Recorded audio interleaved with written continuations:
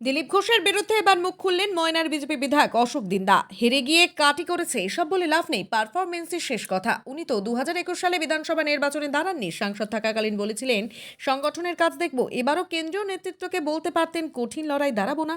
জো জিতা ওহি সিকেন্দার, कैसे জিতা তা কন কন কাটি কিয়া, কথার কোনো মূল্য নেই। নাম না করে দিলীপ ঘোষের সমালোচনায় বিজেপির বিধায়ক অশোক দিন্দা। জিনিস এই যে নির্বাচনের যে ফলাফল হলো আপনাদের এবং 18টা আসন থেকে কম, আপনার কি বিশ্লেষণ, আপনার মূল্যায়ন কি?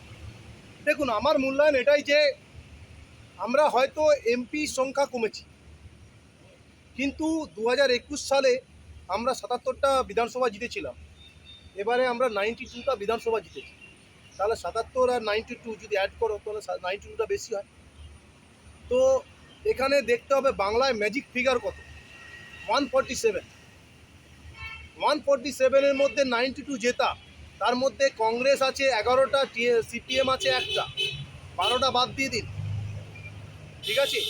এবং 147 ম্যাজিক ফিগার হলে তার মধ্যে 35টা থেকে 37টা সিট আমরা 1200 থেকে 1500 ভোট মাইনাস আছে, সেই সিটে আমরা নজর দেব। সেখান থেকে আমরা 25টা থেকে 30টা সিট যদি বের করতে পারি তাহলেই এই সরকার কেল্লা করবে। প্রার্থী চয়নের ক্ষেত্রে কোথাও সমস্যা হয়েছিল বলে আপনি মনে করেন? আমি এই বিষয়ে কোনো কথা বলবো না। প্রার্থী চয়ন সেন্ট্রালের ভোট, সেন্ট্রাল করেছে এবং আমাদের উপরের নেতৃত্বরা সবাই করেছে, সেখানে আমি বলতে পারবো না। আমাকে যেটুকু দায়িত্ব দিয়েছিল তমলুক লোকসভা, আমরা 7টা বিধানসভা জিতিয়েছি এবং অভিজিৎ গাঙ্গুলিকে। একটা জিনিস যে অনেক ক্ষেত্রেই আমরা যেটা দেখছিলাম যে শুভেন্দু অধিকারী তার বিরুদ্ধে দিলীপ ঘোষ বলছেন, অগ্নিমিত্রা পালের বিরুদ্ধে দিলীপ ঘোষ বলছেন, বা একজন বিধায়ক আরেকজনের বিরুদ্ধে জগন্নাথ সরকার তিনি বলছেন।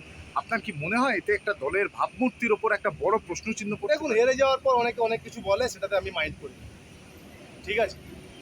জো জিতা ওই সিকান্দার। আজকে আমি হেরে গেলে আমি এখানে থাকতাম না, দাঁড়াতাম না, আপনি আমাকে প্রশ্ন করতেন না।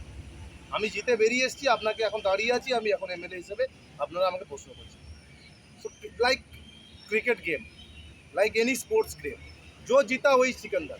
कैसे जीता, क्यों नहीं जीता, कौन काठी किया, ও সব কথাবার্তার কোনো মূল্য নেই।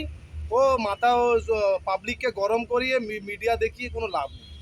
আপনি, আপনাকে মানুষ ভোট দেয়নি, এটা মেনে নিতে হবে, আর এটা মেনেই আগামী দিনে সংগঠনের দিকে মত দিতে হবে।